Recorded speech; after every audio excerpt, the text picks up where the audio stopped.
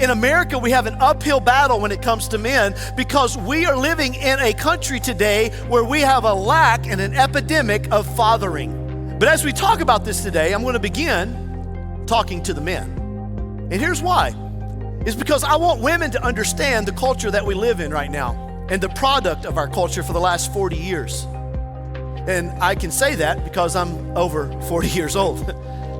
And I've seen what has happened, and I've seen what has come about, and I've seen the men that we have in our day and age who are young adults. And I can see, as a pastor for now 19 years at the Vertical Church, I have seen how that men have been a product of society and a product of their family of origin and their family life.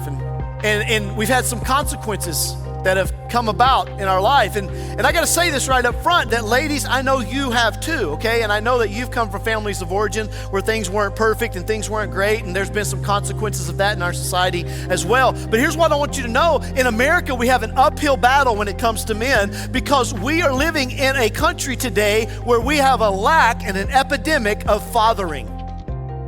We have a lack of fathers. And it's been going on for 40 years or more, and now we're seeing great consequences from this. And as we talk about this, and this is no excuse, by the way, man, okay? I'm gonna say that up front, and I'm gonna say it many more times. This is no excuse. You can't say, well, I had a bad father, or I didn't have a father, or whatever, so I act this way, and that's just the way it's gonna be. No, that's no excuse. You can rise above that. But at the same time, women, I want you to understand sometimes where the men, especially if you're younger and you're starting to date and you're like, where are the men at? It seems like there's only boys that can shave, right? Like, what's going on? Now, I want to say this too. Not 100% of men are like this, okay? There are men out there that are great. And there are men that have come from fatherless homes that have turned out awesome, okay? So we can go against this, and there's all kinds of variables that are played, but for the most part, as a culture, we have taken masculinity and almost scared men into being masculine, and even there's words like toxic masculinity now, and it's caused men not to be men in our culture. And we're reaping some of the consequences now, and we're gonna reap it for generations to come if we don't straighten things out. And I think in the church is where we need to start. So ladies, I wanna say up front, some of the problems in our marriages come from a lack of real fathering that has happened now for generations that have produced boys, like I said, who can shave. And the issues that we're facing today is sometimes in your marriage, listen wives, sometimes it's not your fault. Sometimes the man that you're married to has some things that he needs to work through to figure out who he is. And here's what I want to say to all of that. We need to work together as we all have issues to figure out who God has created us to be. Now, with that said, I'm going to read some things that are real statistics that are happening in our world today.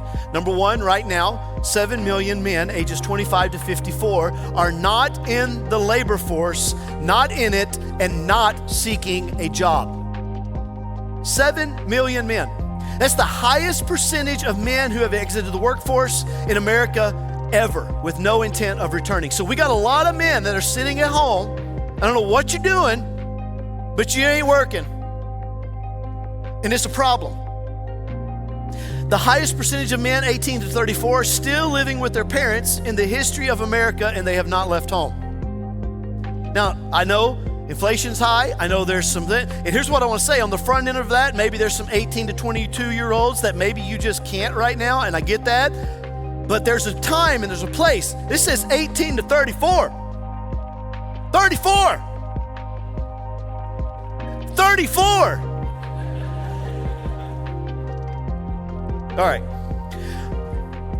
What about this one? The highest percentage of gender dysphoria and transgenderism is white, middle-class males, and many of them just feel guilty for being masculine. This was interesting. Testosterone levels in men have dropped 1% every year since 1980. So the average guy today has about half the testosterone his grandpa had. 18.5 million kids today are growing up with no dad.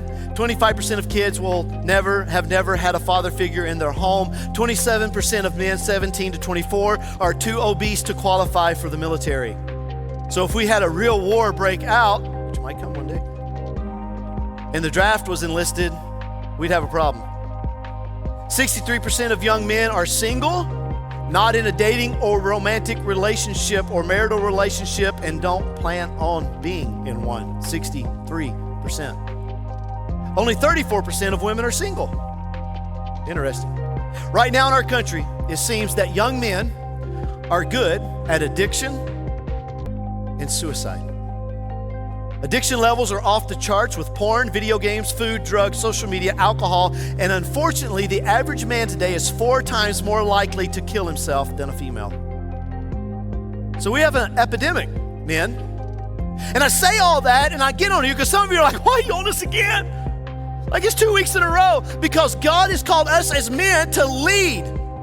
He's called us to lead in our homes, lead in our country, lead in our jobs. He's called us to be leaders. Women, He's called you to be leaders as well. But spiritually speaking, inside the home, marriage between a man and a woman, God has called the male to step up and be the spiritual leader of their home. And we have a problem. We have a problem. And so we got to fix it. So with this said, here's some notes from this. This is troubling. Men, we've got work to do. We've got work to do. The burden, God puts the burden on us. And some of you, like, it's the hand that I was dealt, and I get that. And I understand what you're saying.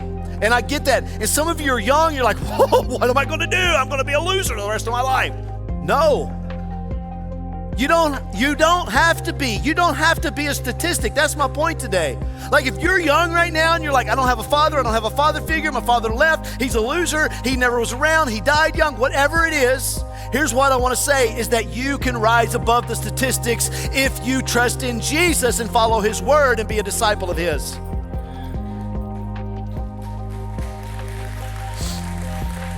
So maybe the hand we were dealt, maybe their own making, maybe a combination of both circumstance and environment. You have inherited and lived out traits that are causing major issues in your leadership and in your marriage. And so men, I understand, I feel you, I get it. We got some problems, but you can rise above the problems. We don't have to be a statistic. We don't have to be those things. Number 2, ladies, listen, as we go into this, I'm not giving the men excuses.